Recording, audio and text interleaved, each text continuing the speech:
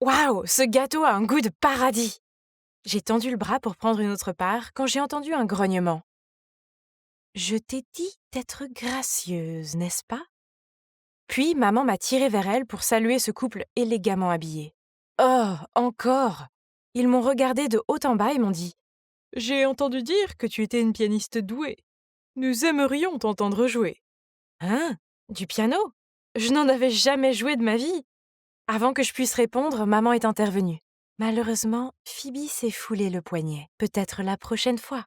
Je l'ai regardée de façon confuse. Pourquoi mentirait-elle comme ça? Maman, pourquoi t'as dit que je pouvais jouer du piano? Ah, oui.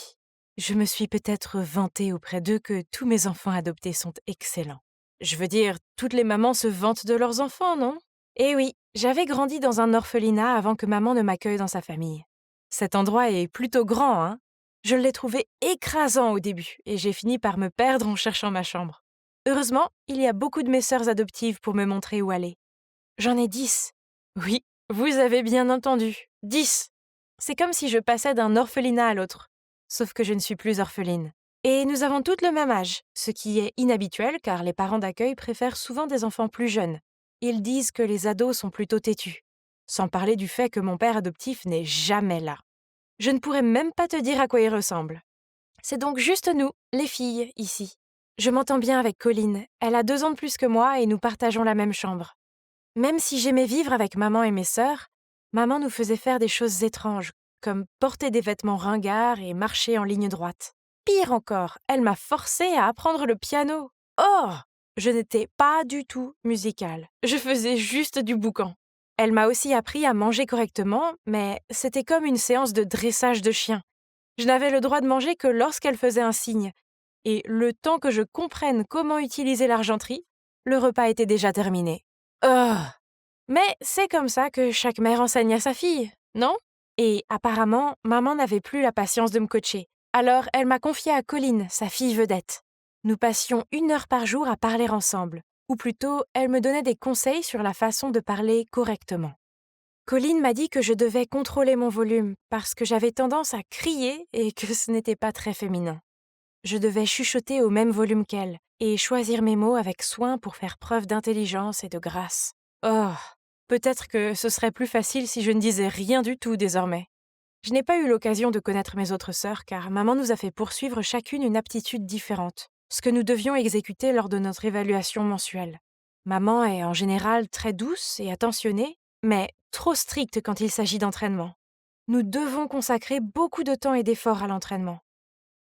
Un jour, j'essayais de comprendre la feuille de musique quand j'ai entendu Lexi se plaindre. Pourquoi maman me force-t-elle à faire cette mission impossible? Tellement ennuyeux! Quoi? Au moins le patin à glace est 1000 fois plus amusant que le piano. Si seulement. Une idée m'a traversé la tête. Cette nuit-là, je suis allée voir ma mère et lui ai dit timidement: Maman, je veux passer des leçons de piano au patinage sur glace. Je veux échanger avec Lexi. Quoi? Non. Mais pourquoi? Lexi n'aime même pas le patin à glace. Euh, c'est parce que je peux voir le potentiel en chacune de vous. Donc c'est impossible de changer. Frustrée, je suis retournée dans ma chambre et j'ai pleurniché auprès de Colline. Mais ce n'était pas un gros problème pour elle. Maman sait ce qui est le mieux pour nous. Eh bien, ça, je n'en suis pas trop sûre. Nous n'avons même pas pu aller à l'école, car maman disait que l'école à la maison était suffisante, alors que je trouvais sa méthode plutôt étrange. J'ai rêvé de cette vie parfaite avec une maman extraordinaire, mais maman n'a jamais été très affectueuse. Peu importe combien nous avons étudié ou essayé de perfectionner notre passe-temps choisi, elle ne nous a jamais câlinés ou félicités, pas même Colline, la fille la plus intelligente ici. Je voulais absolument impressionner maman. Alors, une fois, j'ai passé des heures à préparer cet apéritif portugais pour elle. Mais elle a juste pris une bouchée et dit que c'était bon. Je lui ai demandé si elle ne m'aimait pas, mais elle a juste répondu qu'elle nous aidait à avoir une position élevée dans la société et une vie brillante. Mais je n'ai pas besoin de ces choses. Je voulais juste qu'elle m'aime. Cet endroit est si étouffant et le seul moment où je peux respirer, c'est quand je vais acheter du pain le vendredi matin. Ah! Et soudain, quelqu'un m'a tapé sur l'épaule, ce qui m'a fait sursauter au point de faire tomber mes affaires. Hé, c'est vraiment toi? Mais quelque chose ne va pas chez toi? Pourquoi cette démarche étrange? Je ne suis douée que pour acheter du pain, mais tu as tout gâché, tu vois. Jules s'est baissé pour le ramasser pour moi.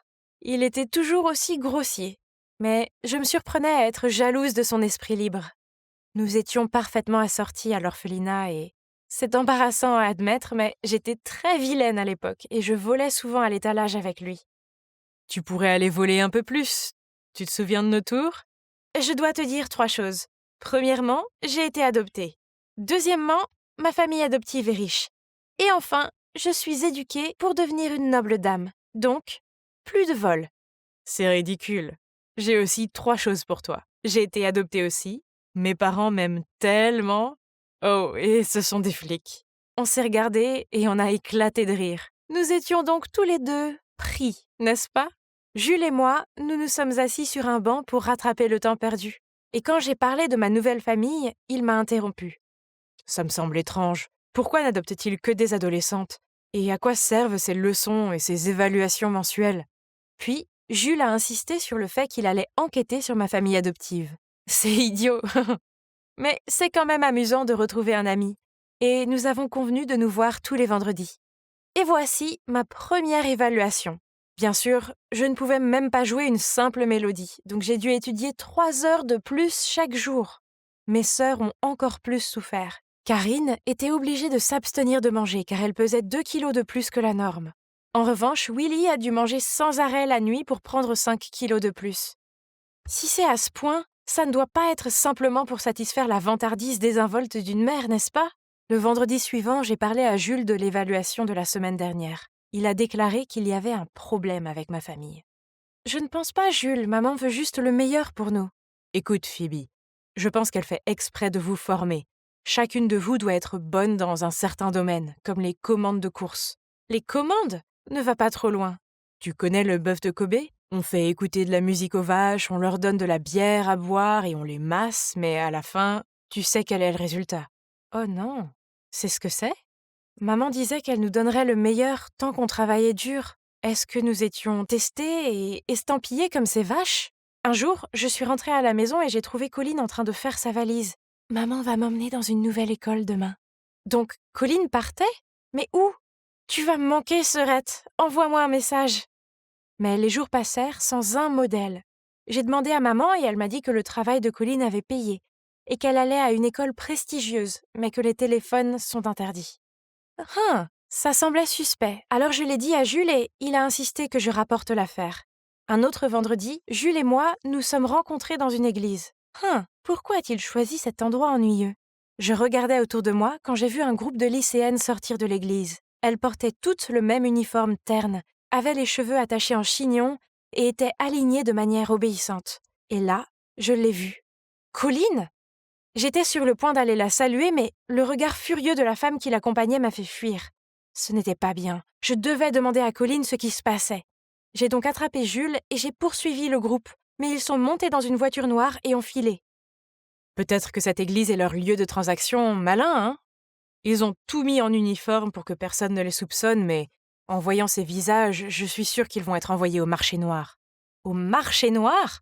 Rien que cette pensée m'a fait frémir. Je devais sauver Colline. Je ne pouvais pas laisser maman s'en tirer comme ça. Cette nuit-là, je suis descendue sur la pointe des pieds pour écouter aux portes. Ok, je vais la livrer ce week-end.